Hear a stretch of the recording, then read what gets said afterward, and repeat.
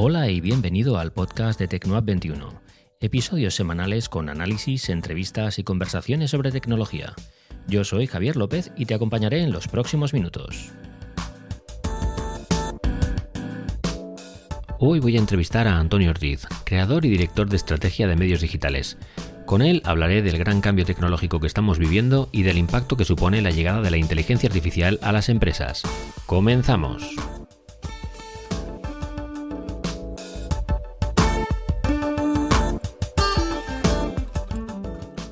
La inteligencia artificial es una realidad desde hace un tiempo y los avances tecnológicos nos han permitido al ser humano llegar a un punto en el que las máquinas son capaces de pensar por sí mismas. Esto plantea una serie de retos para el presente que tenemos que abordar desde ya si queremos tener un futuro bajo nuestro control. Para bien o para mal, la narrativa de la ciencia ficción, reflejada tanto en novelas como en el cine y la televisión, nos ha mostrado lo que podría ocurrir si la inteligencia artificial campara libre sin la supervisión del ser humano. Y el resultado siempre nos muestra escenarios desoladores. Pero dejando a un lado el miedo a lo desconocido, motivado casi siempre por la falta de información, la realidad es que vivimos una época de automatización en los procesos de fabricación y en el manejo de la información que hace vital conocer en profundidad cómo tenemos que afrontar el uso de la inteligencia artificial. Para hablar de los retos que nos impone la tecnología de consumo y del desafío de la inteligencia artificial, tengo hoy conmigo a Antonio Ortiz, que analiza la actualidad del mundo digital en todas sus vertientes. Bueno, lo primero, hola Antonio, muchísimas gracias por dedicar un rato para los oyentes del podcast. ¿Qué tal? ¿Cómo estás? Hola Javier, pues muy bien, encantado y agradecido que me hayas invitado. Y tengo que decirle a todos los oyentes que Javier me ha pasado las preguntas, a algunos de los temas que quiere tocar en el podcast y son realmente difíciles. Así que bueno, voy a hacer lo que pueda, Javier. No puedo prometer mucho. No creo que te vaya a poner en ninguna tesitura que no sepas, de la que no sepas salir, porque eres una persona con recursos, me consta. Así que, bueno. Veremos. Antes de empezar a hablar en profundidad de algoritmos, de inteligencia artificial y de todo lo que nos rodea, me gusta comenzar las entrevistas poniendo a la audiencia un poco en contexto para que sepan un poco más sobre la temática de la que vamos a tratar, pero sobre todo para que sepan un poco más de ti.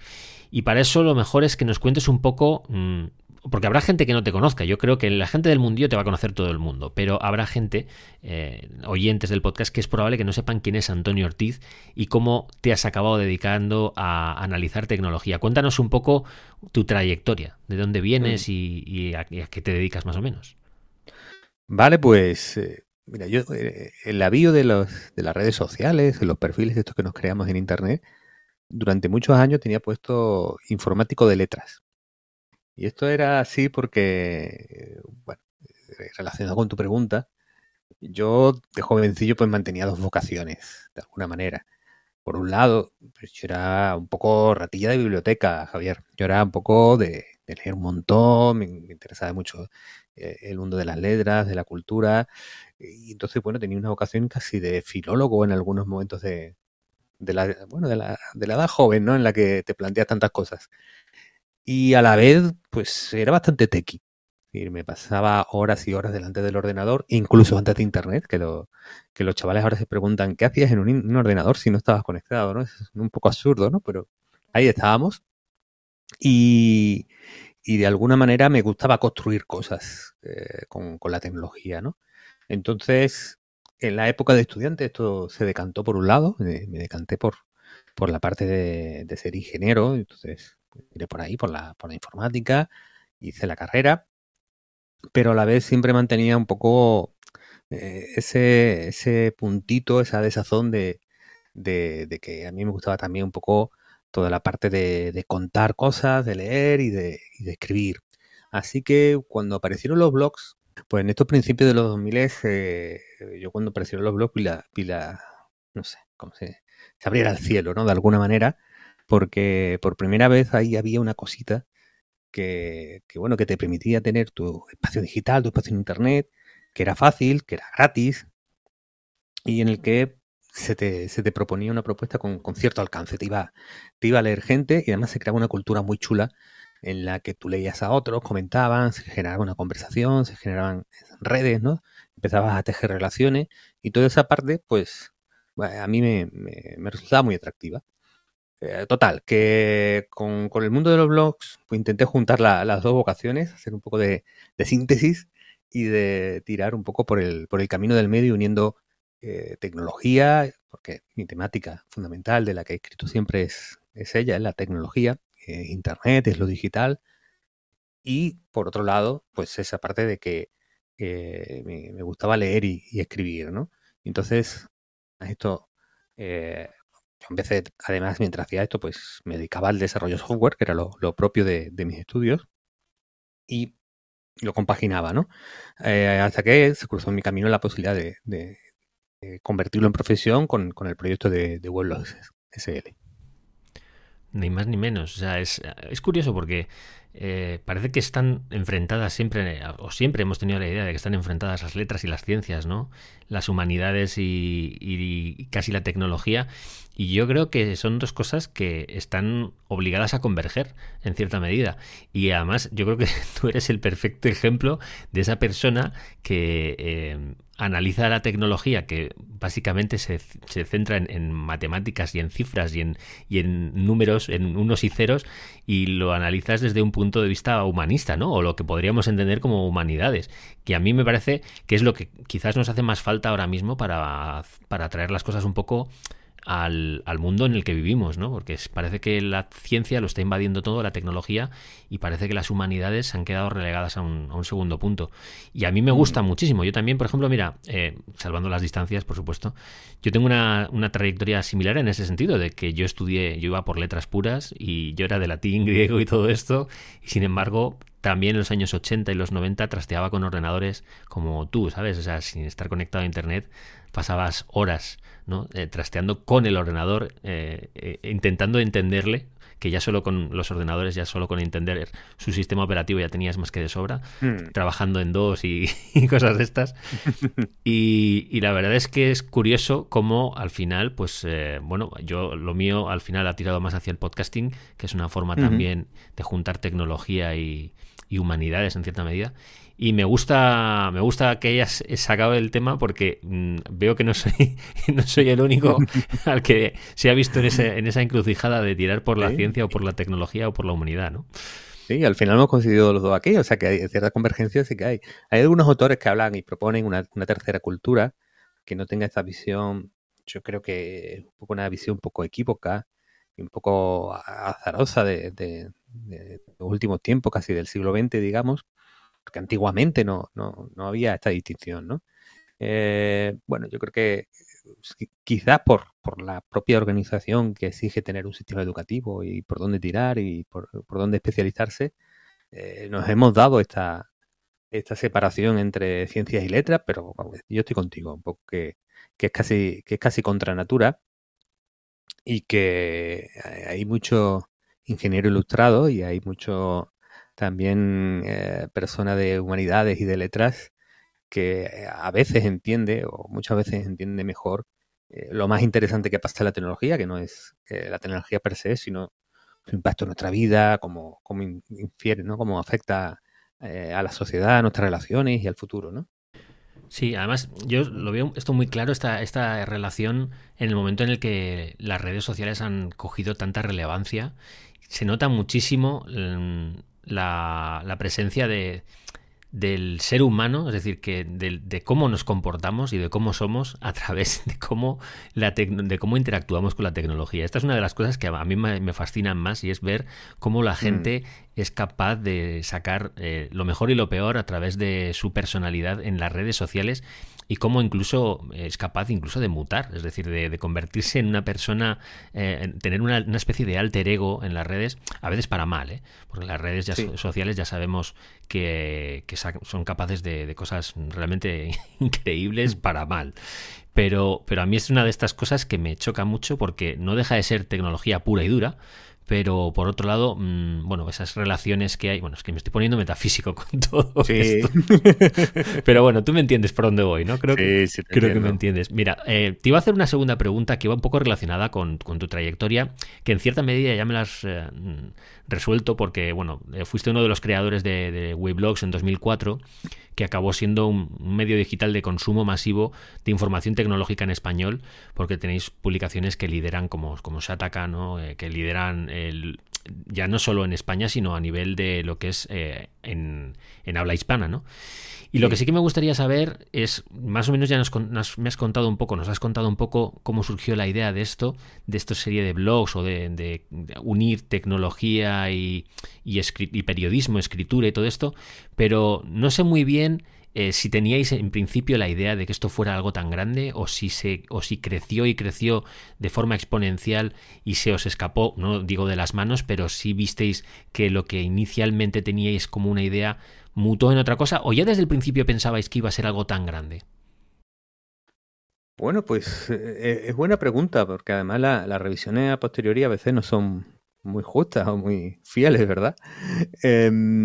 Bueno, en el contexto en que empezó el proyecto, que era allí por 2004, 2005, yo recuerdo siempre un aspecto que creo que fue importante, que fue un poco la decepción o el pesimismo o las bajas expectativas con Internet que se habían instalado en la sociedad y sobre todo a lo mejor en la visión más industrial del asunto, ¿no?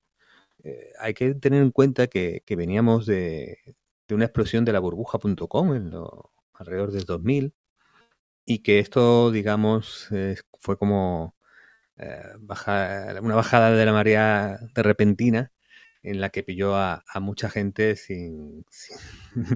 digamos, sin la ropa puesta, ¿no? Sí.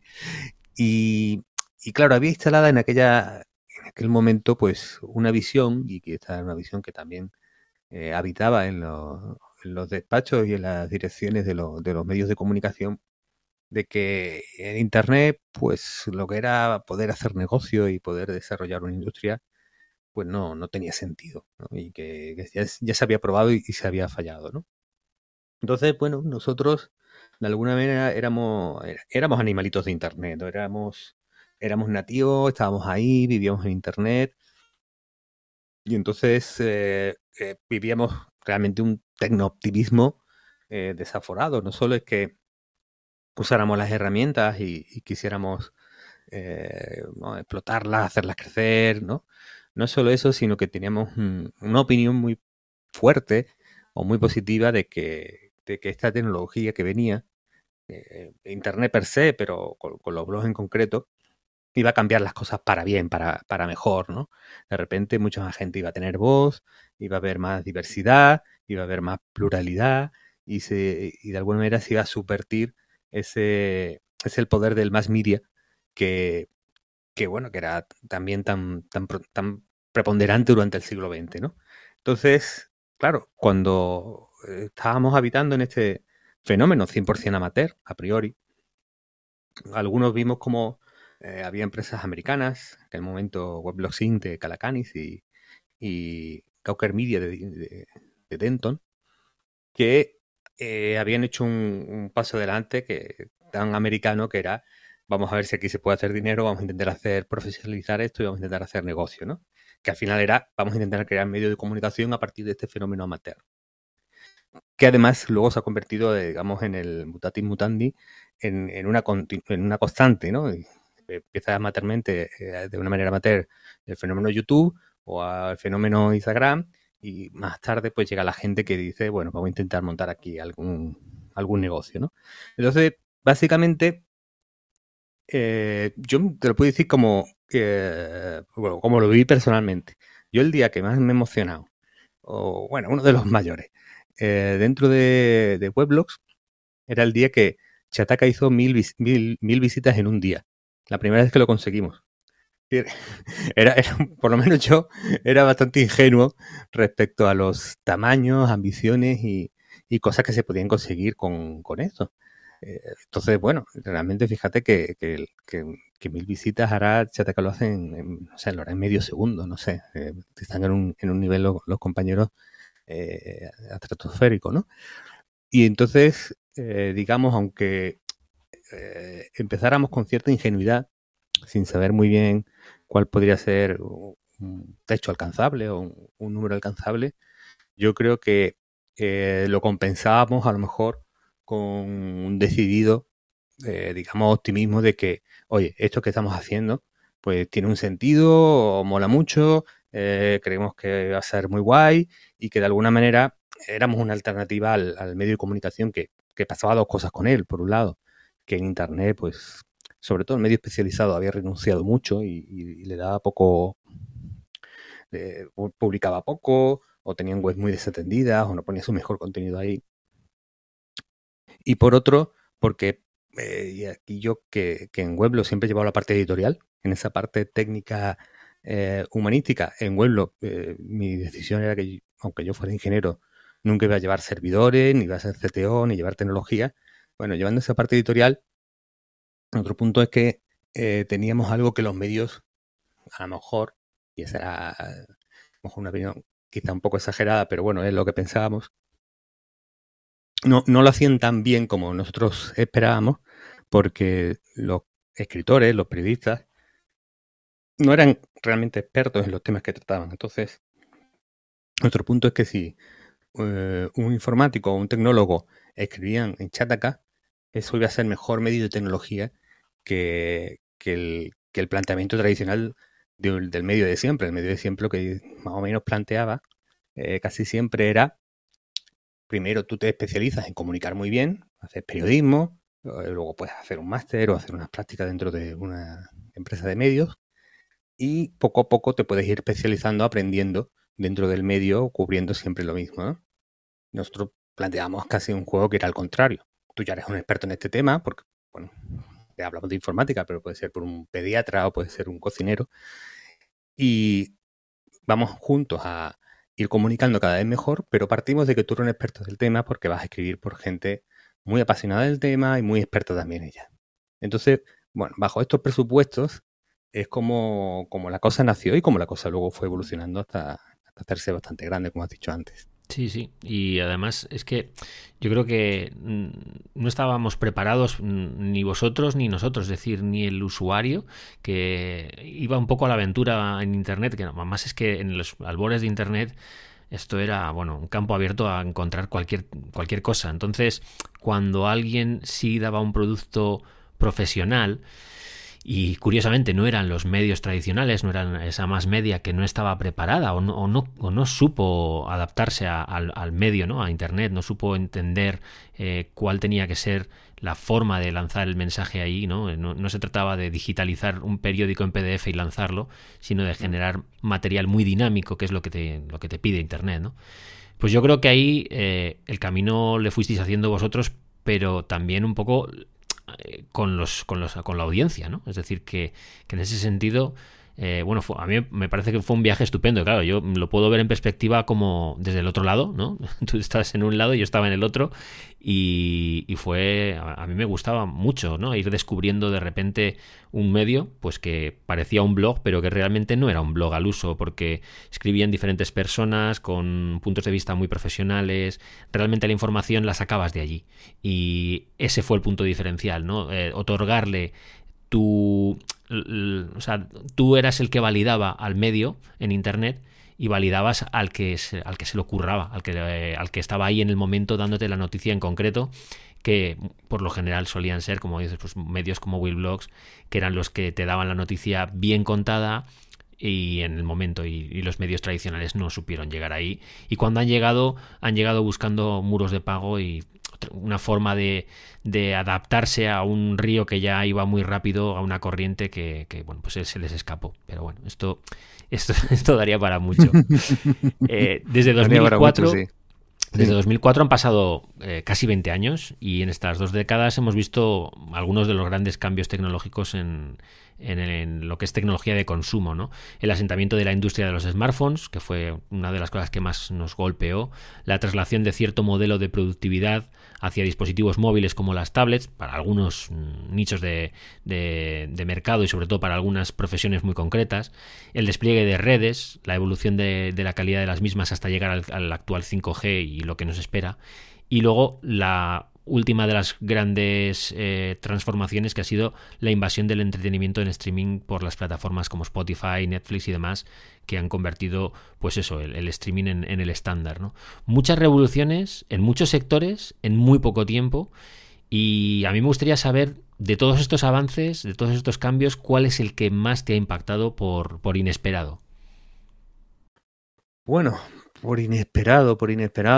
Mira, te puedo contar algunas veces que alguna vez me he quedado con la boca abierta y volviendo la vista atrás, yo creo que a la mayoría de los oyentes le van a parecer tonterías. Mira, la primera vez que yo flipé con un cambio tecnológico potente fue con estas chorradas, que era de la primera vez que usaba Amazon, el Amazon en Estados Unidos, mucho antes de que llegara a España. Pues nada, estuve tonteando, metí algunas cosas en el carrito, dije, bueno, ¿para qué me pedían algo a Estados Unidos? Tampoco, ya traducirán el libro, no se me acuerdo ni cuál era, ¿no? Y a la vuelta a los 3 días, el carrito, es decir, el producto que yo había metido en el carrito estaba ahí. Es decir, Amazon guardaba mi sesión y la guardaba, la almacenaba y la mantenía para que yo siguiera por donde fuera. Claro, yo venía de programar tiendas, yo era programador y hacía cosas para Vodafone hace mucho tiempo, ¿no? Yo venía justo de haber dejado de trabajar en la tienda de puntos de Vodafone y en la tienda de Vodafone y me pareció un salto tan técnico, tan brutal, donde estaba Amazon por delante de lo que yo había llegado a hacer, que esta tontería de mantener el carrito con sus productos en la sesión me pareció no va más, de las cosas que más he flipado. Y bueno, Spotify el minuto uno porque la experiencia musical que teníamos hasta ese momento, tanto por la vía Napster o por la vía iTunes o Napster y similares, ¿no? Claro, en el que tú pulses el play e inmediatamente tengas la canción sin retraso, como si estuviera en local, ese como si estuviera en local, me pareció, jolín, técnicamente esta gente ha hecho algo que le va a llevar a la luna, los va a llevar al estrellato de los sistemas digitales y de todo, ¿no? Porque me pareció alucinante.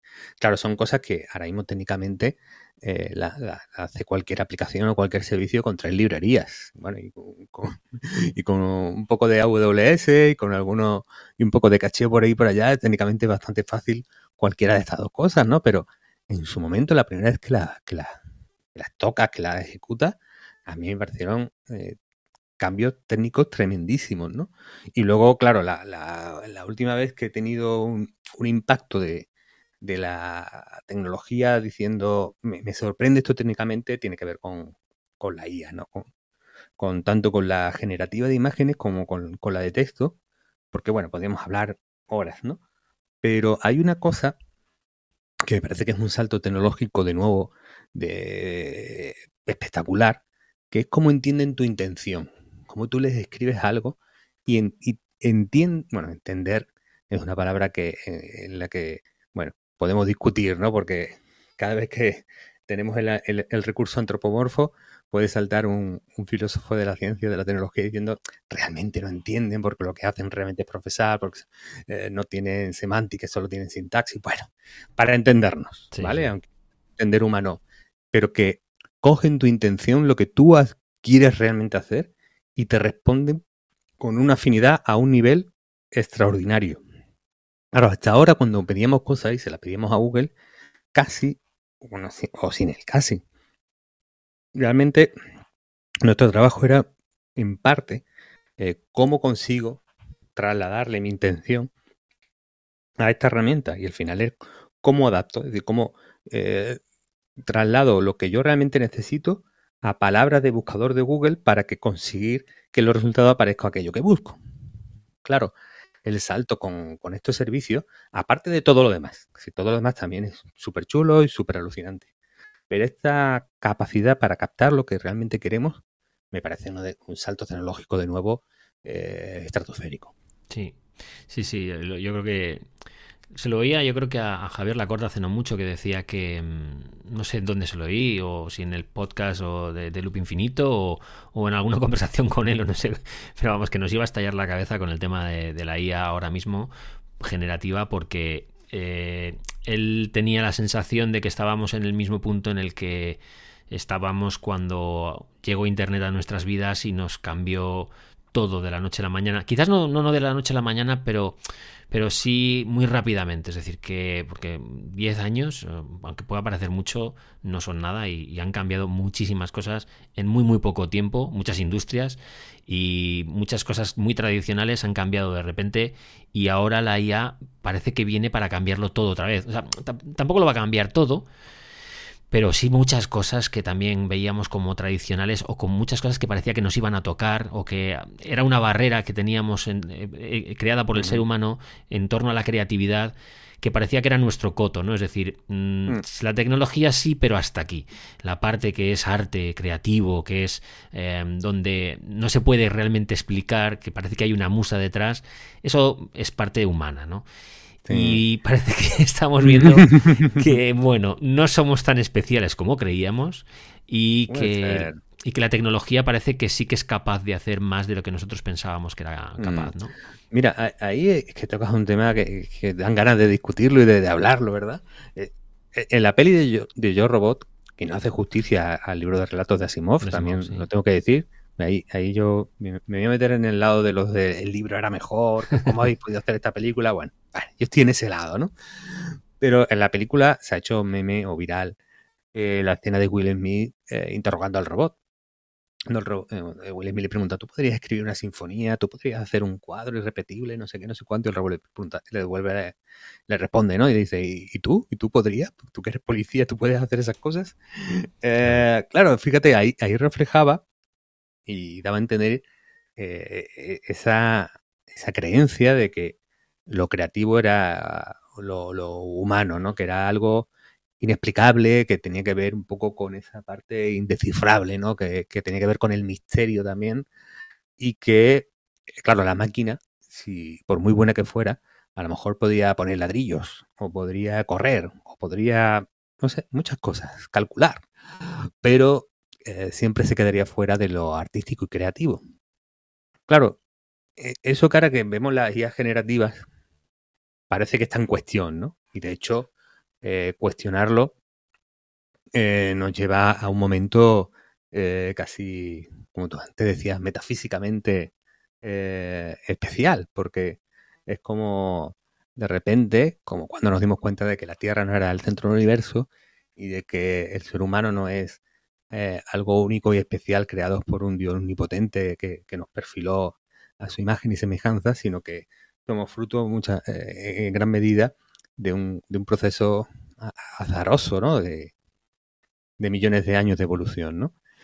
Pero el punto es, y aquí yo creo que puede tener una salvaguarda el ser humano, que es que creo que es discutible que los modelos de inteligencia artificial puedan engendrar algo realmente nuevo. Por lo menos tal como están planteados ahora. Y explico por qué. Porque realmente estos modelos que hacen inferencias inductivas sobre grandes datasets, sobre grandes conjuntos de datos, son buenos pues, reconociendo patrones en esos datasets, son buenos de alguna manera creando contenido a imagen y semejanza parecido, con cierta aleatoriedad, con cierta estocástica de lo que han aprendido por ahí, pero no son modelos que te vayan a decir o te vayan a crear algo completamente diferente o nuevo o inventado respecto al dataset de aprendizaje.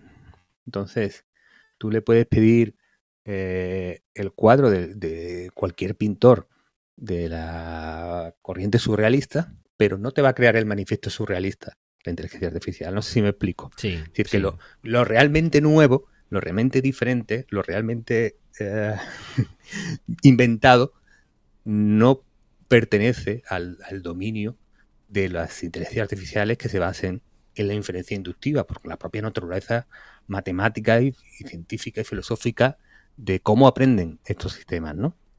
Sí, digamos que ellos no van a crear una nueva corriente per se, o sea, por ellos mismos, ¿sabes? Sino que en función de todo lo que nosotros les hemos ido alimentando, que es mucho, son capaces de generar cosas similares a, ¿no? Por decirlo de alguna forma. Claro. El caso es que el 99,99% de nosotros, en nuestro 99,99% de nuestro tiempo, tampoco inventamos nada nuevo. Efectivamente. Es decir, Es decir, cualquiera que escribamos y juntamos líneas en Internet, no estamos creando absolutamente algo nuevo, todo es un remix. Todo es un remix de la música que hemos escuchado cuando creas música, todo es un remix de las pinturas e imágenes que hemos visto cuando eres un creativo gráfico, y todo es un remix cuando al escribir intentas explicar una historia, un sentimiento o una idea, ¿no? Bueno, hay momentos de invención y hay momentos de cambio, pero son absolutamente excepcionales, no son lo normal. Entonces, yo creo que se puede salvaguardar de momento, esta es mi opinión, ¿vale? Ciertos aspectos de la inventiva humana, pero que eso no se refiere al día a día de la mayoría de los humanos, sino que se refiere quizás a momentos Excepcionales. únicos y distintos, ¿no? Sí.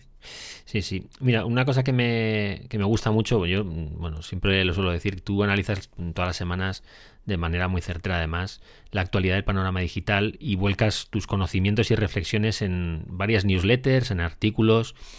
Y eso, claro, me imagino que supone estar al corriente de 1 millón de noticias que surgen cada día en el mundo tecnológico y para luego poder hacer una lectura en profundidad de las implicaciones que esos avances van a traer a nuestra realidad cotidiana. Lo que me gustaría saber aquí es un poco cuánto tiempo le dedicas a absorber y adquirir información, luego cotejarla para luego poder hacer tu contenido que podamos leer nosotros en la red con tus análisis y con tus conclusiones. ¿Cuánto tiempo más o menos te lleva esto? Demasiado, Javier, soy un junkie. No hagáis lo que yo hago, soy un chonky. Ya, Siempre estoy ahí bicheando. Bueno, y fíjate, yo que cuando alguna vez me preguntan sobre este tema, ¿no? Algún conocido o algún compañero, creo que hay que decidir si para ti lo importante es la señal sobre el ruido y que entonces lo que te tienes que quitar es, pues eso, mucha red social, mucho consumo azaroso de medios e intentar ir a la gente que eso, que te dé buena señal, que te seleccione muy bien lo importante y relevante para ti. Y si yo estuviera en ese plan, pues diría, mira, me quedo con 4 o 5 newsletters, me borraría toda la parte de Twitter, que es a lo mejor la red social en la que paso más tiempo, y conseguiría, pues eso. Y si además añadiera a leer más libros de los que leo, pues perfecto. El caso es que a mí me interesa el ruido.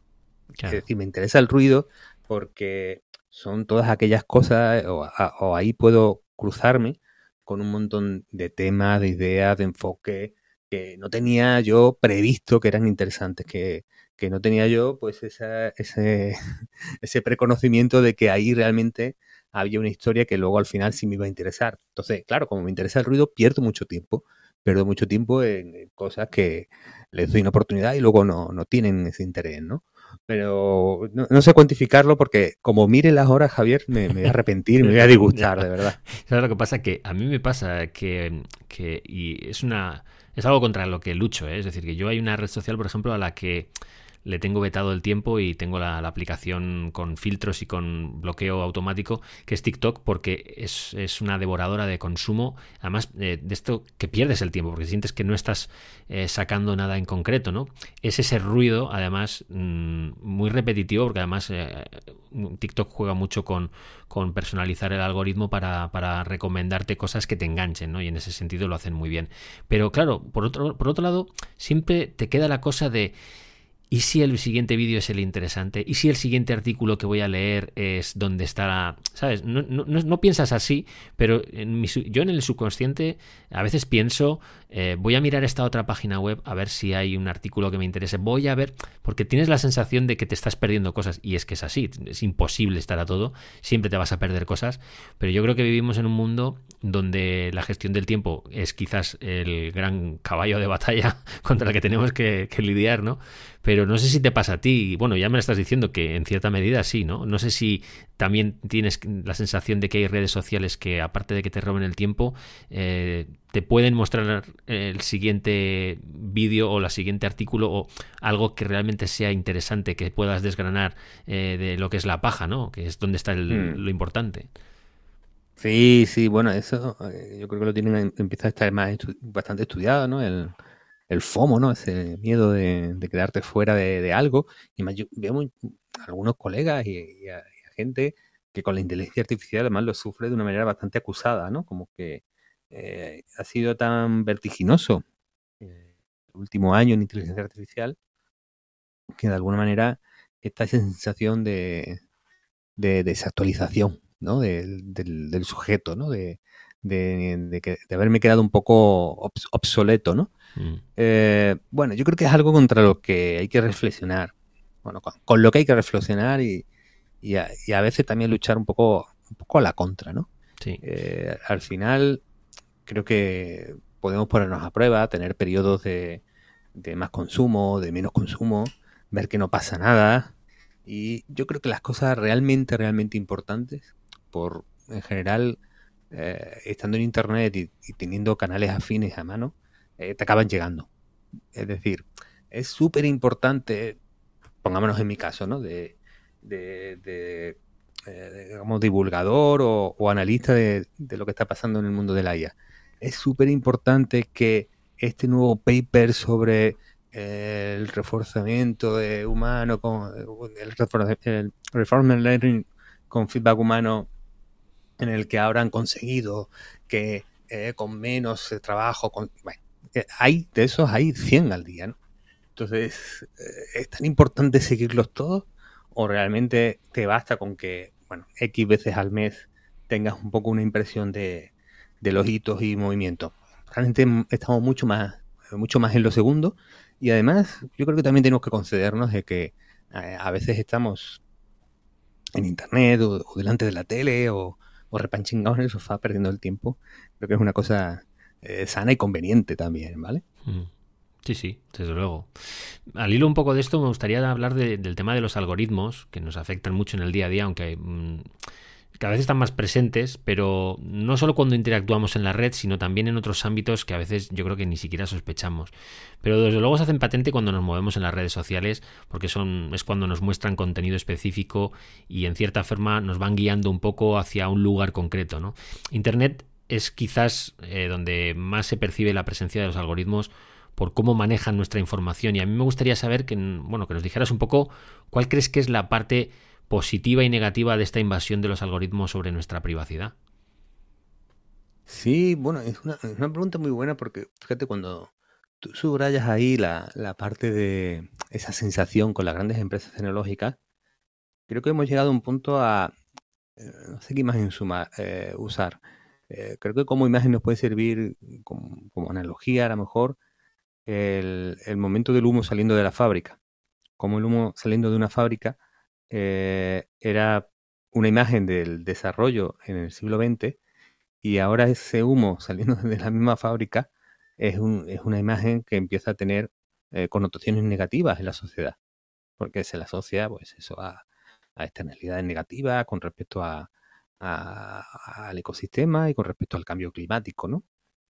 Con la tecnología, creo que ha habido un proceso pariente, similar, en el que había unas expectativas y unas sensaciones muy positivas, pues bueno, hasta 2015, 2016, y ahí empieza a torcerse la cosa, ¿no? Y empieza a torcerse la cosa en la que esa visión tecno-optimista, la tecnología nos empodera, nos da voz a todos, nos hace más partícipes, democratiza, ¿no? Muchos adjetivos muy positivos para entrar en esta nueva corriente de opinión en la que la tecnología es alienante para el individuo y la tecnología tiene unas externalidades sociales muy, muy negativas, ¿no?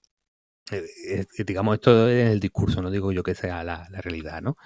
Mi punto aquí, Javier, yo no soy o no estoy, yo he empezado un proceso un poco curioso porque empecé a estar preocupado, alarmado con los temas de privacidad, y luego, conforme han ido pasando los años, he ido preocupándome menos, curiosamente. Al final, la mayoría de temas de privacidad tienen que ver con qué datos maneja la empresa para personalizarte la publicidad.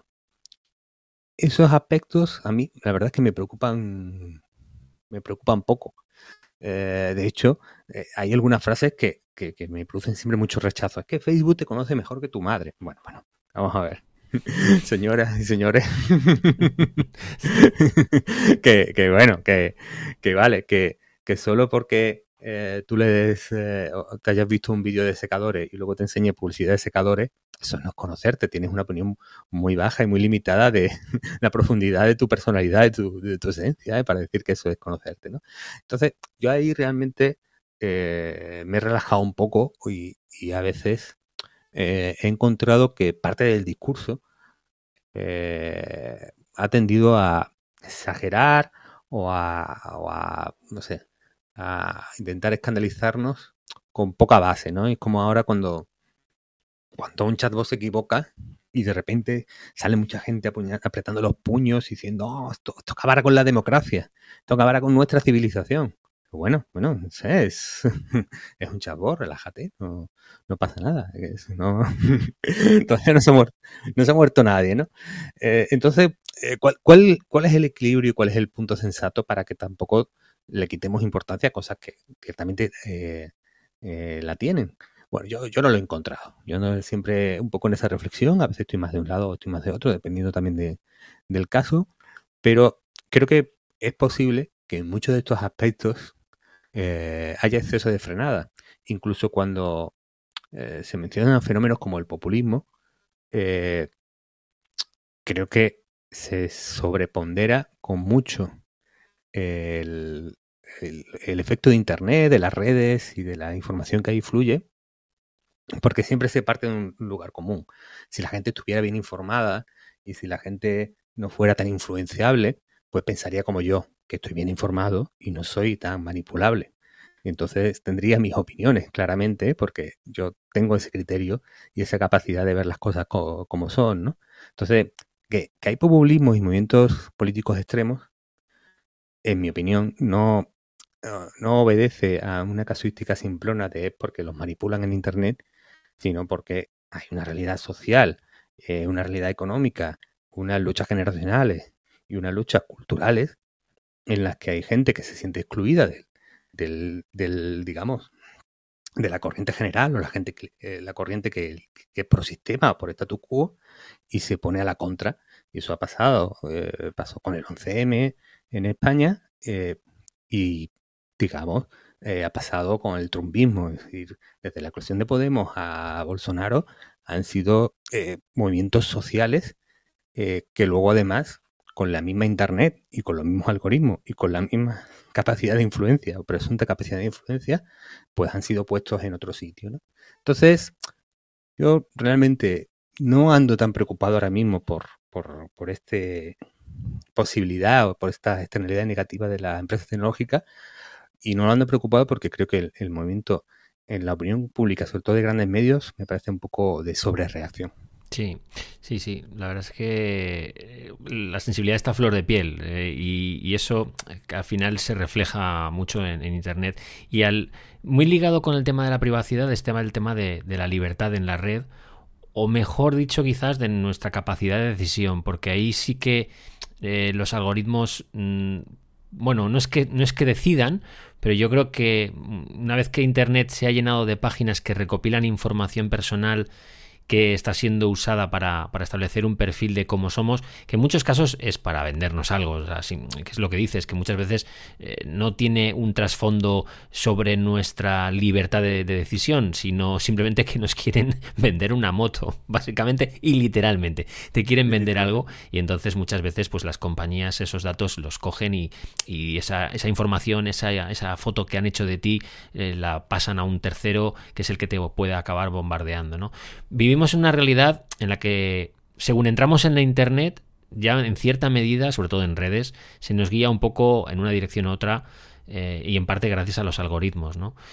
Y por cómo hemos interactuado previamente en la red. Y claro, ha llegado a un punto en el que yo es la sensación que tengo, que somos un poco títeres de las grandes empresas tecnológicas, bueno, con títeres entre comillas, porque lo has dicho tú antes muy bien, ¿no? O sea, al final esto no nos manejan mucho, ¿no? Pero sí que es cierto que tienen mucha información nuestra y porque hemos dejado una huella digital y hemos hecho una foto bastante precisa de cómo vamos a reaccionar.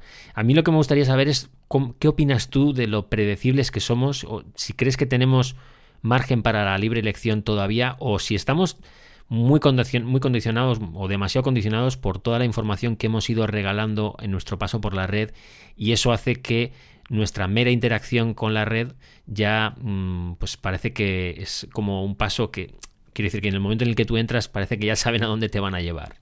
No sé si Mm. esto es un párrafo muy largo lo que te he soltado, pero no sé si sabes por dónde voy. Sí, entiendo el punto, Javier. Lo que pasa es que me cuesta entrar en él porque es que mi marco mental es un poco diferente, ¿no? Mi marco mental parte un poco de que eh, hay dos fenómenos que permite Internet y que se han producido con ella, que son el fin de la moderación, el fin de la moderación en el sentido de que el mundo más media, eh, de alguna manera, resta mucha posibilidad a los extremos de cualquier tipo. ¿Vale? Pongamos también, sobre todo, ideológicos, ¿no? ¿Cómo pasaba esto? Pues por la escasez inherente a los medios de distribución. Había 4 televisiones, había 12 emisiones de radio y había, no sé, 5 periódicos con tirada nacional más 3 locales. Eh, Algunas de estas limitaciones venían pues, de la imposición administrativa, ¿no? Del conjunto de licencias que se conceden de radiodifusión, y otras venían por la propia dificultad de la dificultad de entrar en el mercado, ¿no? Ese problema de entrar y crear un periódico con distribución nacional que tiene un alto coste, ¿no? Claro, con Internet, y eso es pre-redes sociales, la posibilidad para alguien de tener una posición fuera de ese mundo moderado de los medios, porque estos medios que quieren, pues eso, hacer un gran negocio con el máximo de audiencia posible, llegando al gran público, tienden a intentar no ser rechazados digamos, en la campana de Gauss, en la distribución normal, ¿no? Por el grueso, ¿no? Entonces, Internet permite a gente que puede decir, tengo una vocación de nicho, como antes tenía un fanzine, pero mi vocación de nicho tiene distribución mundial. Y ahí yo sí veo una entrada del algoritmo, Javier, que es cuando los algoritmos, y aquí sí entran las redes sociales, eh, eh, tienden a favorecer lo muy emocional, tanto porque te da la razón como que porque te produce mucho rechazo, pero todo aquello que produce mucho engagement, ¿no? Que es esa involucración, ¿no? O comento, comparto, o me gusta. Claro, eso le da un plus a ciertas visiones y mensajes extremos. Y de repente, esos mensajes extremos tienen un alcance que no habían tenido en esa gran reducción o en esa gran moderación del mass media del siglo XX. De hecho, parte de la literatura marxista que analiza los medios en el siglo XX, sobre todo Marcuse, hablan o mencionan o hacen un análisis en el que esto es los medios de comunicación son un instrumento del sistema para manipular el individuo, y el individuo está manipulado por los más media. Entonces, eso está en el ABC de los movimientos de izquierda durante toda esa segunda mitad del siglo XX y hasta bien entrado el siglo XXI, en el que el mass media, los grandes medios, pues son un instrumento de la burguesía capitalista para tenerlos controlados y establecer un sentido común o una ideología oficial en la que esas revoluciones de izquierda eran imposibles incluso de expresar o ser pensadas o ser aceptadas, ¿no? Entonces, mi marco está en que ahora, aunque pueda haber un discurso de reacción contra las plataformas, que es análogo incluso al discurso anti-medios, anti-grandes medios, porque las plataformas pueden estar, digamos, en cierto imaginario, ocupando un rol de control de la información. Creo que parte de nuestro disgusto en el estar en Internet tiene que ver con que en vez de en cámaras de eco, estamos demasiado expuestos a la visión de nuestros contrarios. Cruzarte con las opiniones más estúpidas, más malvadas, más extremas de tu contrario, te reafirma en que todo ese contrario, no solo el que expresa las opiniones más estúpidas y más extremas, sino todo ese arco ideológico es estúpido y extremo, y por lo tanto tú haces bien en rechazarlo por completo y que no haya una posibilidad de diálogo, una posibilidad de acercamiento o una posibilidad de pacto o de cosas en común, ¿no? Y nos aleja unos de otros, ¿no? Entonces, mis reflexiones están más en este marco. Realmente no están tanto en que las tecnológicas a partir de la data tengan una capacidad de influencia sobre nosotros, que yo, bueno, a veces me pregunto, es decir, Facebook ha perdido usuarios. Pues, oye, tan influyente y tanto poder sobre nuestras vidas no puede tener Facebook, porque aparece TikTok y le come la tostada de repente. ¿Dónde está ese poder? O Twitter. Twitter es tan poderoso porque yo llevo ahí 15 años dejando mis textos cuando yo realmente quiero desarrollar un contenido pues, y quiero establecer donde escribo y tengo más peso, pues dejo Twitter y lo hago en otro sitio, que es Substack. Tan poderoso es Twitter. No sé, yo ahí tengo mis cuitas, no lo veo tan claro. Sí, sí. No, lo que está claro es que la polarización vende y genera ese engagement del que dices y luego reafirma a la gente en sus posiciones, les enroca más y es como una rueda, ¿no? Es decir, que al final, porque además la gente, lo voy a decir claro, la gente se encabrona mucho. Es decir, Sí. que la gente parece que es como echarle gasolina al fuego, o sea, que al final la gente se enfada con lo que ve, pero sigue viéndolo y quiere y luego busca más vídeos iguales de lo mismo, ¿sabes? Entonces, al final te da la sensación de que, bueno, pues eso, que hay lo que lo has explicado muy bien, ¿no? Que esas cámaras de eco, ¿no? Y esa sensación que a veces hace que, bueno, pues que acabes renegando un poco de la parte más social de la red, que por otro lado también luego te da grandes alegrías, ¿no? Porque hay que reconocer que hay una parte social de internet que es maravillosa y en la que se descubre a gente maravillosa y bueno, pues pasan cosas estupendas. Lo que pasa es que eso no vende tanto y entonces al final eso parece como que queda en un segundo plano. Pero a mí, Sí. yo prefiero quedarme con esa lectura, ¿no? También de... Mm. Me gustaría hablar, antes de pasar ya a la parte final, me gustaría hablar un poco del tema número uno de este 2023, que es la inteligencia artificial, la IA. Tú tienes un podcast imprescindible llamado Monos Estocásticos con el gran Matías Zavia y ofrecéis un punto de vista muy instructivo sobre las implicaciones que encierra la IA.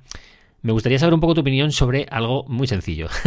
El estado actual de la IA, en el que estamos ahora mismo, que está metida en todos los ámbitos.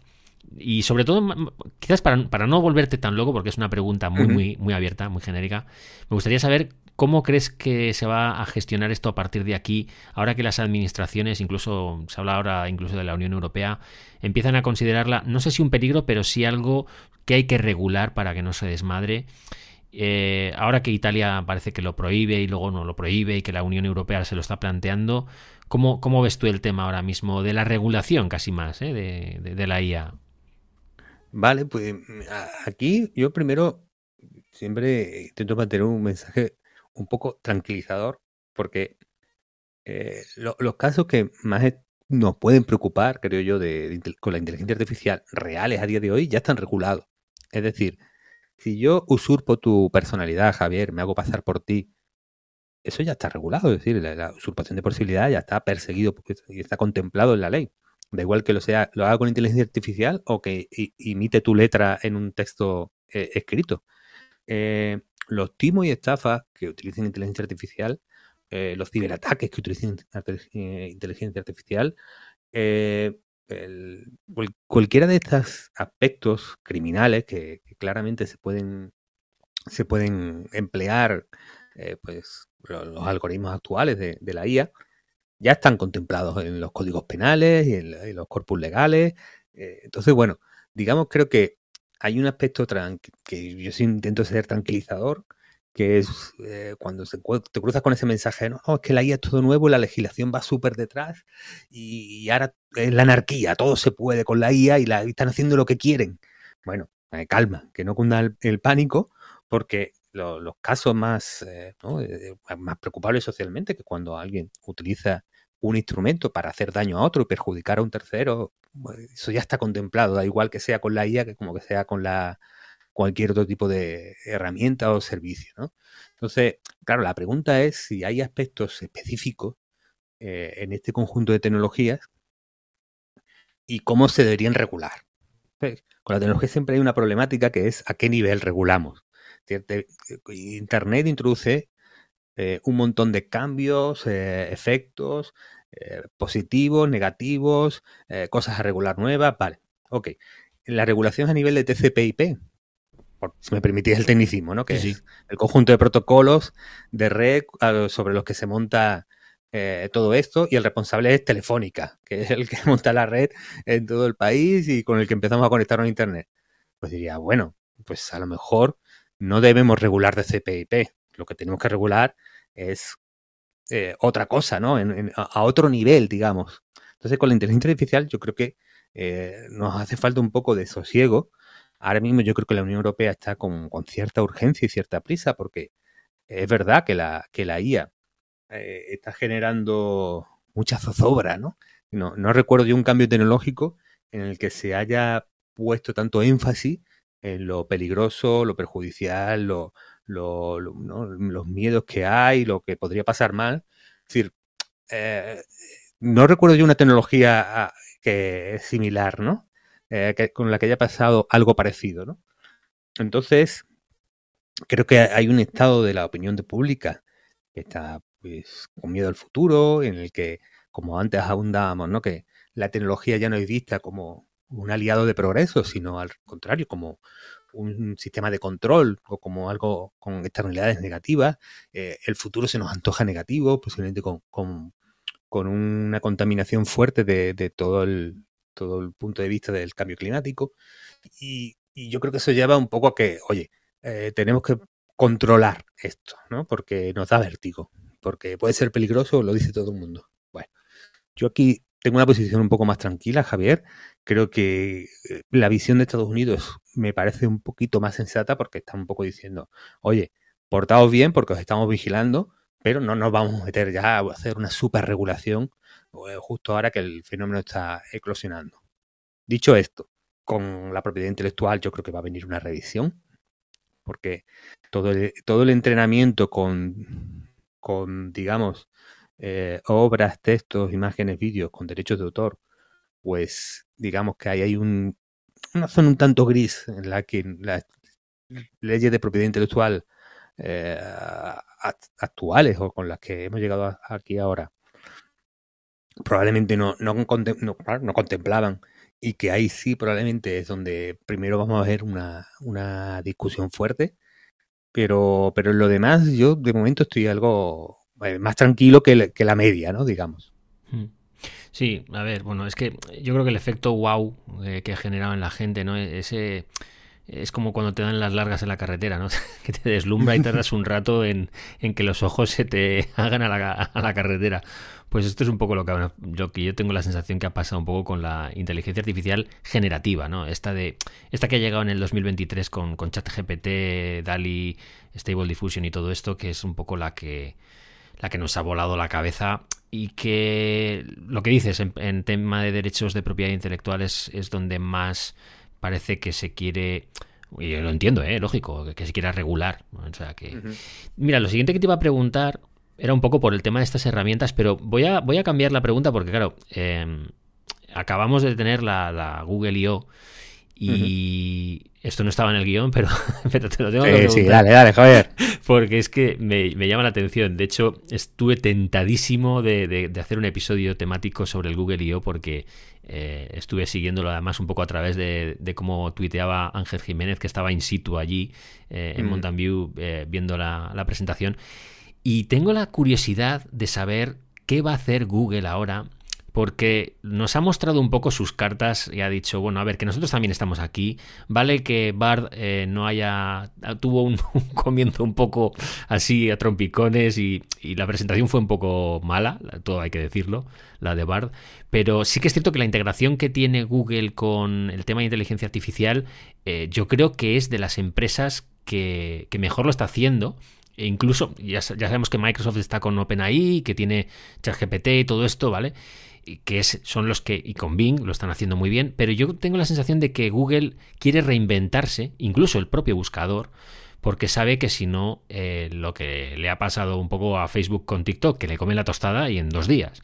Entonces me gustaría saber un poco qué conclusiones o qué lecturas le sacas tú al Google I.O. en Hmm. cuanto a lo que puede afectar a su buscador como tal. Es decir, incluso a los usuarios, cómo nos puede afectar la forma en la que vamos a buscar contenido en Internet en el momento en el que tú metes una inteligencia artificial para generarte no la respuesta de estas son las páginas web que buscas, sino de este es el resultado que tú buscas. Pues, buah, Javier, es un tema nuclear, yo creo, ahora mismo en Internet, la tecnología, lo digital, la IA, todo eso, ¿no? Bueno, hay un punto que es que Google tecnológicamente no tiene un problema tecnológico. Yo siempre cuento y he sido muy pesado en el podcast repitiendo una y otra vez que, oye, que digamos el modelo computacional es fundamental para que OpenAI pueda llevar GPT al nivel 3, 3, 5, 4 es el Transformer, que es un modelo computacional que inventa en Google, que lo comparten, que lo dejan en abierto, que publican el paper y que es un punto y aparte en todos estos sistemas, estos IAs de chat con las que conversamos. Entonces, Google tecnológicamente, científica y tecnológicamente está muy bien y podía competir perfectamente con OpenAI, ¿no? Las resistencias de Google eran, por un lado, burocráticas, eran, por un lado, también que, jolín, llevan muchos años, decir, viviendo muy bien, ¿no? Pero en una posición prácticamente inexpugnable desde el punto de vista del negocio de las búsquedas. Y por otro lado, que en todos estos temas se permitían ser muy conservadores. Se permitían realmente decir, bueno, para llevarlos y ponerlos delante del usuario, dejemos pasar tiempo, a que maduren mucho más y vamos a apostar por la seguridad, ¿no? Que, oye, trabajando con información y con contenido, pues tiene su argumento. El caso es que con lo que ha hecho OpenAI, lo que ha hecho Microsoft, yo creo que el desafío no es tecnológico, sino el desafío es si se crea un nuevo hábito de consumo.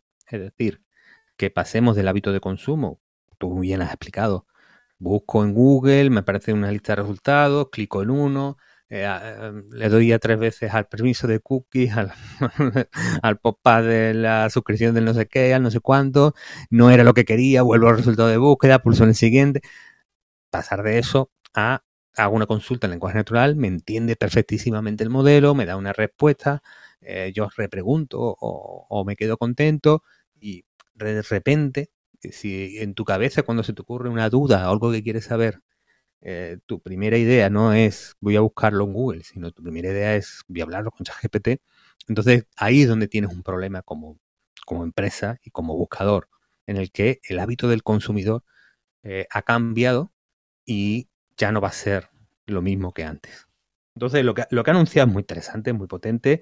Creo que establece desafíos para ellos desde el punto de vista de negocio, porque lo tienen muy bien montado hasta ahora, pero los modelos computacionales de la IA son más costosos de ejecutar, por lo tanto, cada búsqueda le va a costar más dinero a Google y los anunciantes están acostumbrados a comprar su link.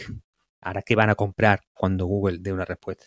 Pero sobre todo se rompe un ecosistema que ha funcionado en un equilibrio, bueno, no siempre óptimo, pero en cierto equilibrio que había entre los creadores de contenidos, que de alguna manera veíamos que Google nos intermediaba, pero a la vez también veíamos que Google nos mandaba audiencia y nosotros podíamos hacer nuestra vida y nuestro negocio.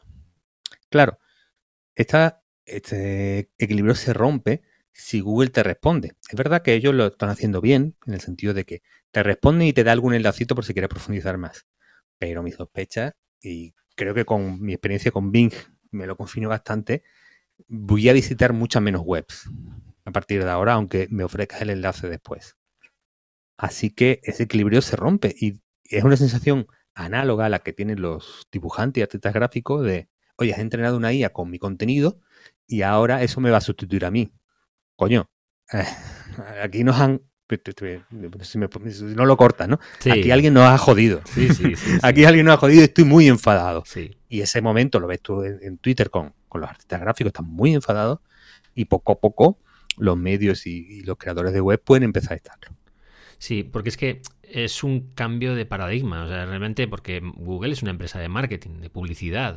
Viven, o su modelo de negocio es lo que las empresas pagan por publicitarse en Google, ¿no? Es decir, que sus resultados salgan ahí, tal y cual.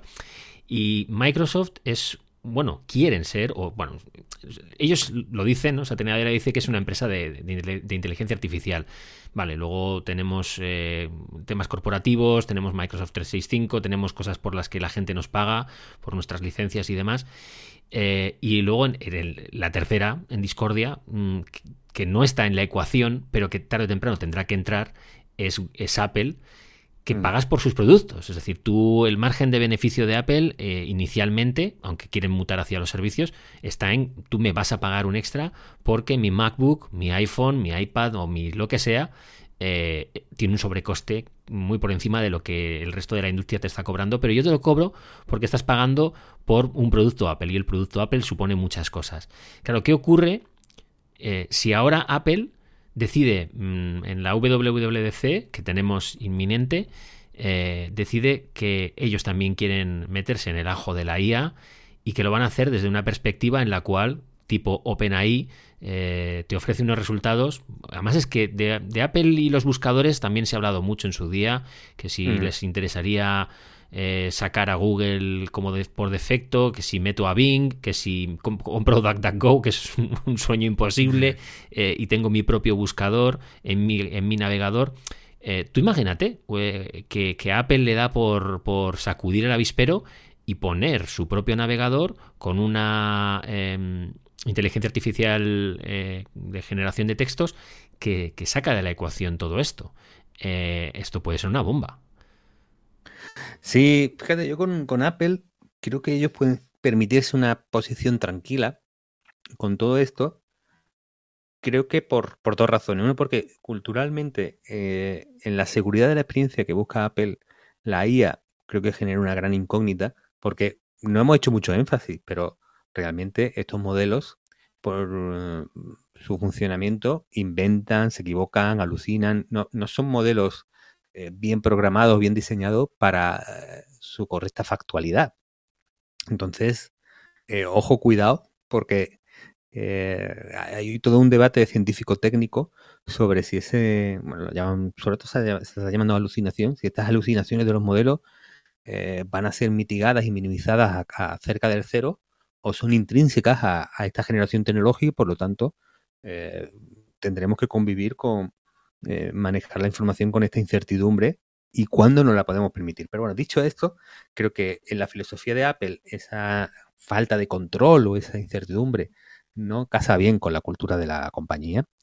Y dos, es que Apple, tú antes mencionas servicios, pero servicios, el core de servicios es el 30% de impuesto al sector digital que tiene la App Store.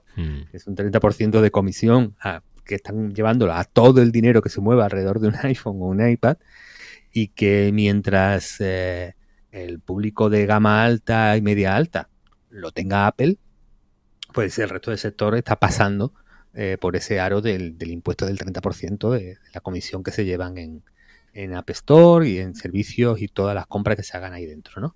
Entonces, claro, ¿afecta esto que van a comprar menos iPhone la gente? Pues, en principio no.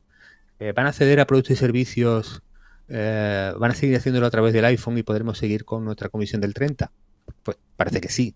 Por lo tanto, yo creo que Apple no está con una alarma encendida como si lo tenía Google, porque el hábito de consumo de ChatGPT sí que es desafiador del status quo de Google, pero Apple yo creo que tiene tiempo para mirar esto con perspectiva. Sí, a ver, es una película que no va con ellos. Estos están de espectadores con las palomitas viendo cómo se pegan entre otros dos. Es decir, básicamente ellos están un poco disfrutando del show, porque a fin de cuentas, pues lo que te digo, sí que es cierto que indirectamente yo tengo la sensación de que sí que les afecta en cuanto a que la IA se pueda infiltrar en el tema de los asistentes de voz, y ya ha quedado un poquito atrás nuestra amiga Siri respecto a Amazon, la que tiene Amazon y la que tiene, digamos que la que tiene Amazon, porque la de Google no pinta, ¿no? Pero sí que es cierto que que se ha quedado un poco atrás, ¿no? Y en este sentido, bueno, pues la integración de IA parece que sí que se le pide a una empresa del tamaño de Apple, pero claro, es que es un gigante, es un mastodonte ahora mismo que no, parece que no... O sea, bastante tienen con sus guerras y con sus batallas, con su día a día de sus historias, con vamos a ver cómo encajamos ahora el iPhone 15 dentro de la regulación que se nos pide para el USB-C. Tienen muchas Bueno, batallas. y está el tema de las gafas, ¿eh? Que está ahí, Sí, ¿no? sí. Que dicen y Sí, que veremos. y será real. Es decir, que yo creo que sea inminente porque incluso en la presentación de la keynote, es decir, la nota de prensa que se mandaba a los medios, ya parece que se intuye entre líneas que parece que ahora sí que se va a presentar algo que no necesariamente tienen por qué lanzar ya. Es decir, puede ser un anuncio como suele hacer Apple en las WWDC, que lo presenta ahora, pero luego realmente, como pasó con el Apple Watch, tardan 6 meses o casi un año en tenerlo en las tiendas. Si es que esto llega a las tiendas, porque tampoco no sé muy bien qué modelo de negocio quieren seguir con esto, con el tema de la realidad aumentada y virtual. Y bueno, no sé, se me ha ido un poco el santo de todo. Ya podemos empezar el capítulo de este podcast con Apple porque da para... hay podcast dedicamos entero a Apple, o sea que hay mucho que discutir, sí. Hay mucho que discutir. Pero bueno, te voy a hacer un par de preguntas ya finales porque no quiero que tampoco se nos vaya el tiempo y me gustaría saber un poco, siguiendo con el tema de la inteligencia artificial, es algo que afecta mucho a los trabajos, ¿no? A los trabajos y además incluso trabajos cualificados. No estamos hablando de cualquier trabajo. La industrialización nos trajo la mecanización del trabajo, que es algo que en su día ya generó mucha desconfianza porque se veía como una amenaza a esos trabajos artesanos de toda la vida. Pero estoy hablando del principio de los tiempos. Ahora vivimos una nueva era en la que cada vez más puestos de trabajo son susceptibles de, si no ser sustituidos por un proceso tecnológico, sí al menos verse en cierta medida amenazados o que su cuota de trabajo de mercado se vea reducida. No, me gustaría saber si tú crees que esa unión de algoritmos, inteligencia artificial, automatización, si es lo que está llamado a cambiar, ahora parece que sí, el mundo laboral tal y como lo conocemos, o si esto va a ser simplemente afecta a ciertos trabajos muy concretos, a cierta mano de obra muy concreta, que a lo mejor el día de mañana lo que tiene que hacer es reciclarse, o no sé cómo ves tú esto. Ya. Yo creo que iba a decir una cosa así como gorda, ¿vale, Javier? Yo creo que nadie realmente sabe nada del futuro y que somos realmente malos anticipando y preveyendo el futuro, ¿no? Si tú cuando ves que se acuerda el conjunto de... ¿no? Se inaugura Internet, dice, vamos con estas redes en remoto entre países. Seguro que el efecto va a ser que dentro de X tiempo va a haber gente bailando delante de una cámara para conseguir likes y comentarios.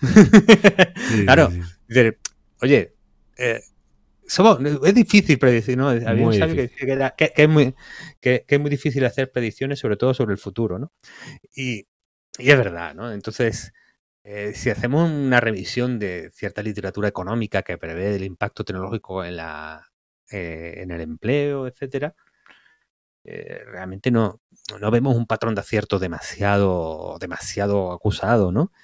Y sí hay cierta consistencia en que los cambios tecnológicos no han conseguido acabar con el empleo, sino que siempre ha habido profesiones que han aparecido, desaparecido, otras han sido modificadas y que de alguna manera las sociedades siempre se han apañado para seguir adelante.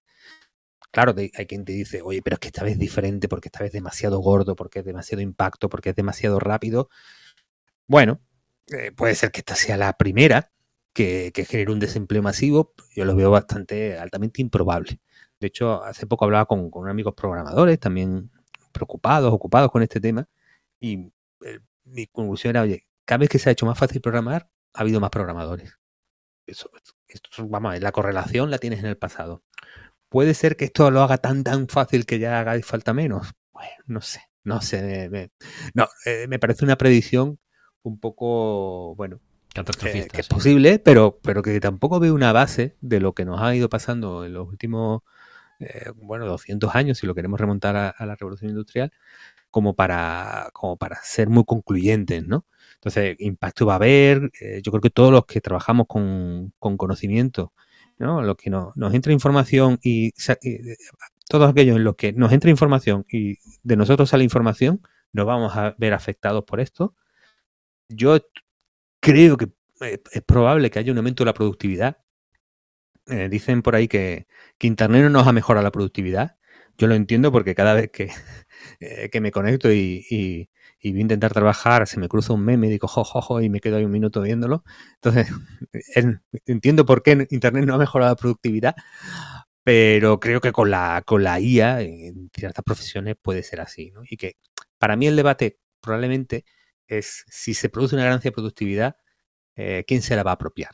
Se la va a apropiar por una parte se lo quieren apropiar los que tienen los modelos de inteligencia artificial, cobrando, eso es así.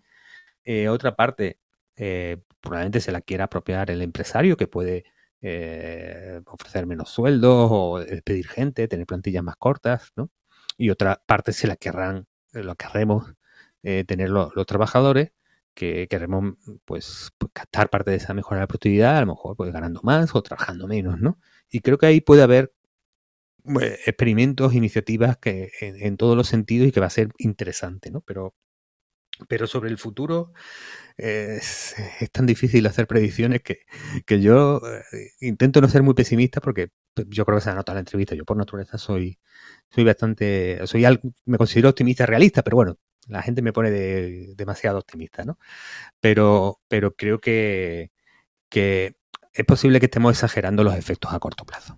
Sí, sí. A ver, yo también soy muy optimista, ¿eh? Lo que pasa es que pones las noticias o lees prensa o te informas y bueno, ya sabes, es poner cualquier medio de comunicación y lo primero, lo malo. Lo primero. De hecho, muchas veces lo único es lo malo. Y claro, la inteligencia artificial de por sí es una noticia. Entonces, bueno, parece que siguen esa dinámica de es noticia, solo contamos cosas malas, digamos lo malo de la noticia, ¿no? Sí. Entonces muchas veces te dejas empapar por esa sensación de sí, esto es muy bonito, es muy bueno, pero hay gato encerrado y el gato encerrado va a ser que va a afectarnos negativamente en el empleo, en no sé, ¿no?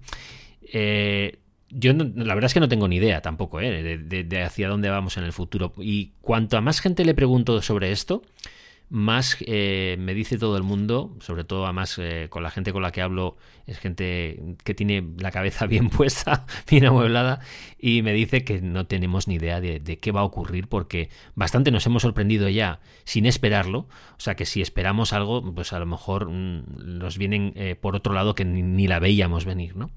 Sí, Entonces, sí. Yo, si alguien hubiera predecido en los años, final de los 60, principios de los 70, TikTok, mira, me quito el sombrero, ole tú, y le haría, y pensaría, le voy a preguntar a esta persona que prediga algo, pero sí, sí. como no lo hemos tenido, no No. sé. Es verdad que, hombre, hay cosas que son más inmediatas, es decir, una IA que sirve para escribir va a afectar a los empleos en los que se escriban cosas, vale, sí.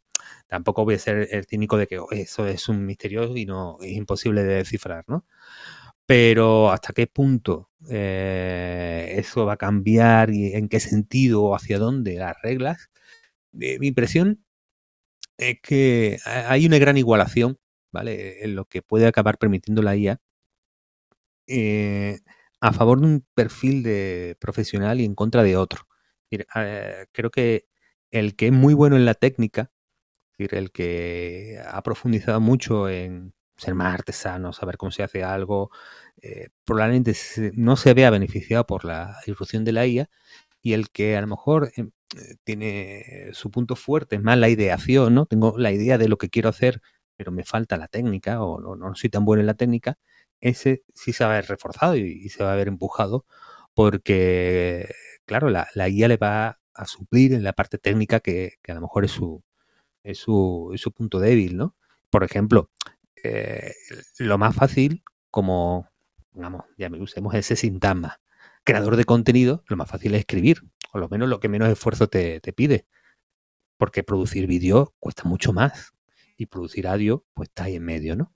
Bueno, algunos dicen que el audio es más fácil que escribir, bueno, no sé yo. Pero bueno, el caso es que con la IA es posible que haya un cambio en esto. Es posible que tipos de contenido y narrativas que antes costaban muchísimo esfuerzo, esté más al alcance de cualquier creador. ¿Eso cómo va a cambiar y cómo va a alterar? Eso ya no lo sé, pero que probablemente estos principios son los que podemos ir barruntando y rumiando, que de que por ahí van las cosas, ahí sí me veo más fuerte para decirlo. Sí. Sí, porque además parece que todo apunta por ahí y es porque en el momento en el que, claro, la barrera técnica la bajas porque la IA te está generando esa parte técnica que tú no eres capaz de hacer, es como lo que decías antes de que cuanto más fácil ha sido desarrollar, más desarrolladores han llegado. Evidentemente, si tú, bueno, de hecho ahora no me viene a la cabeza, pero ahí está, hay un sistema en el que tú no tienes que saber programar. Y simplemente con que tú le indiques te va generando código, ¿no? No sé, es que ahora mismo no caigo en... no es un Bueno, hay lenguaje. muchas herramientas no code, Eso sí, es, que no dan code, un no poco por code. ahí. Básicamente es eso, ¿no? Es decir, que esa parte, que era vamos, la Biblia, ¿no? De todos los desarrolladores es saber es el código, ¿no? Es decir, conocer bien el código y controlarlo bien para luego generarlo, ¿no? Pues si Ujú. todo eso te lo saltas, le estás abriendo las puertas a un montón de gente que, bueno, tirando de su creatividad, sea capaz de generar cosas que antes esa parte era insuficiente porque le hacía falta la parte Mm. técnica y esa parte técnica te la da la IA, ¿no? Sí, pero hay un matiz, Javier, y yo creo que hay un matiz que es relevante, que es, aunque tú me das a mí mi journey, yo que no soy un creador gráfico ni un fotógrafo bueno, ¿vale? No voy a llegar al nivel del que sí sabe composición, del que sí eh, tiene mucho mejor criterio para el calor y el frío de una imagen, para el balance de blancos, Encuadres. ¿no? Para el encuadre. Entonces, es verdad que a mí me dan mi journey y estoy mejor que antes a la hora de poder generar una imagen, eso es cierto, pero aunque yo antes digo, hay un efecto igualador, pero no hay un efecto absolutamente igualador, porque hay una parte del conocimiento de tu disciplina y de tu profesión que aunque yo pueda sintetizar voces, la narrativa de un podcast o de una historia o de contar bien un audiolibro, eso no viene con la síntesis de voz, eso es otro nivel de conocimiento del arte o de la disciplina, ¿no? Entonces, yo creo que son capas que se superponen y que hay que mirar bien. Y entonces, habiendo cierto efecto igualador, no creo que podamos conseguirlo absoluto. Ahora mismo las guías que ayuden a programar, al que digamos está arriba del todo y es un top mundial, a lo mejor le ayuda un 5%. A un programador junior, pues a lo mejor le ayuda y le mejora un 50%, pero no los iguala en la misma página. Sí, sí, sí. Vamos a acabar y te quiero preguntar por una última cosa son muchas en realidad, pero son los grandes cambios que estamos viviendo ahora mismo en el mundo de la tecnología en muy pocos años. Hemos tenido el auge de las criptomonedas, con Bitcoin a la cabeza, Ethereum y demás. Hemos visto durante quizás 2 o 3 años el tema de los NFTs, como han generado mucha Mm. expectación como bienes digitales, que en realidad buscaban rivalizar un poco con los bienes materiales, pero que era básicamente una burbuja que parece que ahora se empieza a desinflar. Y ahora, bueno, ahora no tanto, pero sí que llevamos también 1 año y medio, 2 años, hablando muchísimo, oyendo hablar mucho de realidad aumentada virtual, sobre todo con el tema del metaverso, que será el gran proyecto de Zuckerberg, y de hecho convirtió Facebook en Meta y bueno, el metaverso y todo esto, ¿no? Que además a Pale ahora se va a meter, ya hemos dicho, con el casco y demás. Estas Ujú. nuevas tecnologías, estas nuevas herramientas que han llegado a la sociedad, ¿crees que van a sobrevivir este boom inicial de 1 año, 2 años? ¿O que en unos años habremos pasado página? Porque yo tengo la sensación que igual que con los NFTs, las criptomonedas no, porque parece que ya es un valor casi seguro que está ahí, subirá, bajará, pero parece que no va a desaparecer. Yo no sé lo que pasará en el futuro, pero me imagino que no. Pero no sé exactamente hasta qué punto estas nuevas irrupciones que hay en el mundo tecnológico tienen posibilidades de sobrevivir o si simplemente es un pequeño boom, 1 o 2 años, hacer ruido y después desaparecer. ¿Cómo ves tú esto? Aquí hay una parte de la cultura del sector tecnológico que es tan propensa al hype y a la exageración que lo mismo vas a ser la pera limonera que vas a cambiar el mundo y vas a dividir la historia en dos, que poco tiempo después oye, eras una moda que no vale para nada y de la que nunca saldrá absolutamente nada, porque ya estamos a otra cosa, ya no estás en esa onda y en esa rampa hacia arriba, ¿no? Bueno, y creo que en las dos vertientes del mundillo tecnológico y del hype con el que a veces tratamos los temas se exagera. Con el mundo web 3 y criptomonedas, yo ahora mismo tengo una sensación de, oye, aparte del boom que tuvo una parte de especulativa y de gente de ganar dinero y que vio ahí una posibilidad, eh, ¿qué servicios y productos basados en ellos estamos usando? O está usando mucha gente. Y yo no los veo. No veo, aparte, creo que tiene una innovación más económica que tecnológica, eso sí, pero no. Dice, mira, sí, es que en Argentina y Venezuela, por las inflaciones brutales, les interesa mucho el Bitcoin. Vale, pues ahí hay algo. Pero no veo un boom de productos y servicios que ahora mismo, años después, oye, y blockchain lleva décadas, no es antes de ayer, que nos hayan llevado a una adopción masiva porque tiene muchas ventajas y es claro y nos pirran. Pues no ha pasado. Entonces no lo veo como un fenómeno, una realidad equiparable a todo lo que hemos ido hablando de IA, porque la IA sí está ahí todos los días y la tenemos en servicios y está funcionando, ¿no? Y luego todo el rollo metaverso. Ahora estamos en unas últimas semanas de entierros del metaverso. Y, y bueno, yo creo que se están cebando la gente un poco con Zuckerberg, porque Zuckerberg ha enterrado miles de millones en su laboratorios, en sus desarrollos alrededor de la realidad virtual, sobre todo, y en el Horizon Worlds y todo lo que está montando, ¿no? Eh, bueno, yo ahí me gusta separar un poco lo que es el caso Zuckerberg y Meta y su deriva y cómo lo llevan y lo que ellos entienden por metaverso de lo que a lo mejor, y aquí me desmarco un poco, entiendo yo por metaverso y de cosas que están sucediendo y de los argumentos de la gente más seria de metaverso que me he cruzado que me parecen más persuasivos que Zuckerberg. Y eso que Mark eh, fue claro cuando lo explicó, esto es una apuesta a 10 años, porque la realidad tecnológica no nos da para hacer lo que mi visión del metaverso quiere alcanzar. Entonces, en 10 años estaremos ahí, pero de momento vamos a palmar pasta de los accionistas de Meta en este tinglao, ¿no?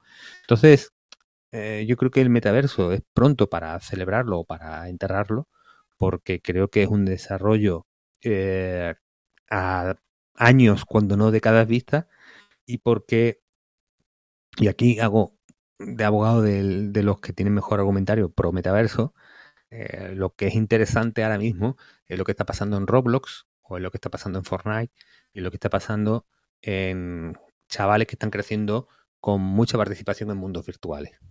Si esta participación de ellos es la semilla de un comportamiento adulto en el que habrá una mayor tiempo, vivencia o aceptación o ser partidarios de mundos virtuales y de nuestra inmersión en ellos, ¿no?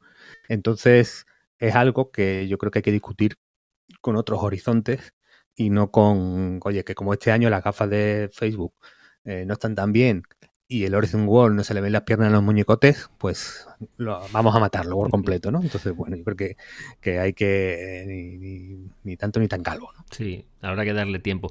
Yo creo que falta también un hardware, y lo hay, ¿eh? Las Oculus, y hay gafas y hay cascos de realidad virtual que son una auténtica pasada, por lo que cuentan. Yo no los he probado, pero vamos, toda la gente que los prueba dice que es una auténtica pasada.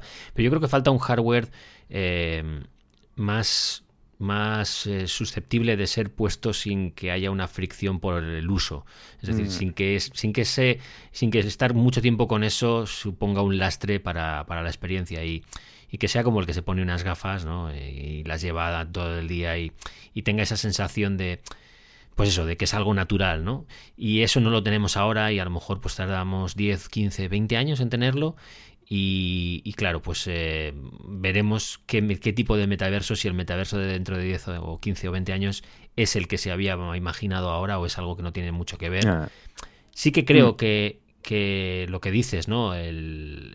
Lo interesante ahora mismo está en toda esa generación que está creciendo, ya es digital 100%, ya lo era, pero ahora va a ser más de vivir en mundos virtuales y de haberlo asimilado como algo natural en su día a día.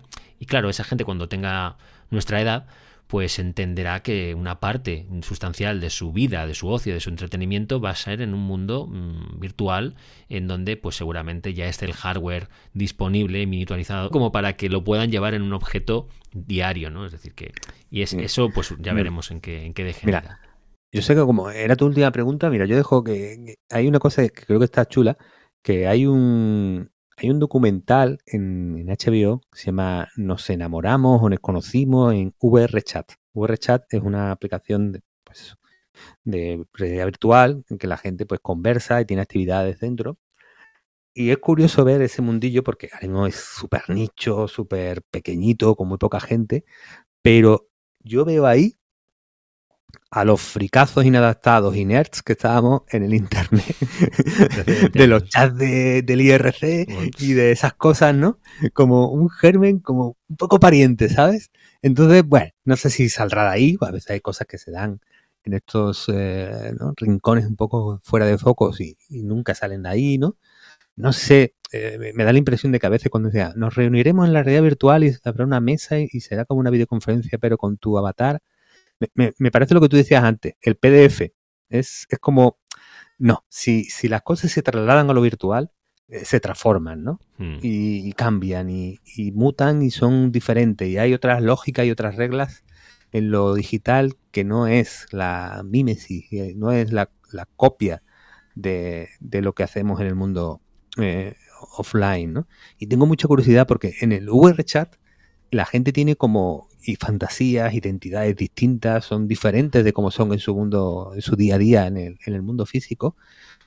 Y no sé si los adultos, porque es lo propio de los niños, ¿no? Ese juego de rol. Pero yo que jugaba el rol de chaval, no juego de rol de adulto, no tengo esa búsqueda de ser otro en otro mundo imaginario o fantástico, ¿no? Entonces tengo mucha curiosidad también por saber cómo lo vamos a abordar y si querremos ser otro en ese metaverso, ¿no? Pero bueno, da para, como todas las preguntas que has hecho, Javier, que son muy, muy bien tiradas, casi da para un podcast para cada una. Sí. Es curioso. La verdad es que no sé a qué nos llevará. Y eso es lo bonito, que no sabemos a dónde vamos a ir. Que es que esto es un poco ir dando palos de ciego, ir descubriendo. A veces te sientes un poco como un crío. Yo muchas veces, mira que considero que la tecnología no es algo ajeno a mí, y es más, yo a veces soy el punto de referencia en mi ámbito familiar, la persona a la que, pues como suele haber, ¿no? En todas las familias, una persona, quiero pensar que no soy el cuñado, ¿sabes? Que no soy el cuñado al que van a preguntarle, pero ya sabes, que esa persona a la que vas a preguntarle, oye, ¿y esto qué tal? Y aquello, y me han hablado de... Y muchas veces tengo la sensación de que no tengo ni idea. Por mucho que haya leído varios artículos y papers y tal, no sé muy bien de qué me están hablando, porque hay cosas que se me escapan. Y sobre todo no es que no las entienda, es que no sé muy bien hacia dónde van a ir. Es decir, no podría dar una lectura a futuro, y eso que a veces en el podcast lo hago, ¿no? Doy mi punto de vista muy personal y una apreciación muy subjetiva sobre lo que creo que va a pasar y sobre cómo entiendo yo la tecnología, ¿no? Y sin embargo muchas cosas no sé en qué van a acabar. Y eso es lo que me sigue gustando de todo este mundillo. No tener ni idea después de tanto tiempo. Pues sí, si lo supiéramos no estaría tan interesante. No, eso es. Bueno, Antonio, muchísimas gracias por haber sacado un rato tan largo para charlar conmigo y con la audiencia. De verdad que es un verdadero placer hablar contigo. Yo te seguía desde hacía muchos años, pero no sabía lo agradable que es charlar contigo, y es genial. Muchas gracias, Javier. Muy generoso, y gracias a ti por la invitación, ¿eh? Y hasta aquí la entrevista con Antonio Ortiz, que bueno, ya habéis podido escucharle, es un tío fantástico, que además controla un montón y al que no puedo más que darle las gracias por habernos dedicado todo este tiempo. Si eres nuevo, sé bienvenido, hay muchísimos episodios ya publicados, estoy seguro que algún otro te interesará, hay muchas entrevistas similares que seguramente te interesen. Si ya llevas tiempo por aquí, pues gracias igualmente por tu fidelidad, por seguir conmigo en esta aventura del podcasting.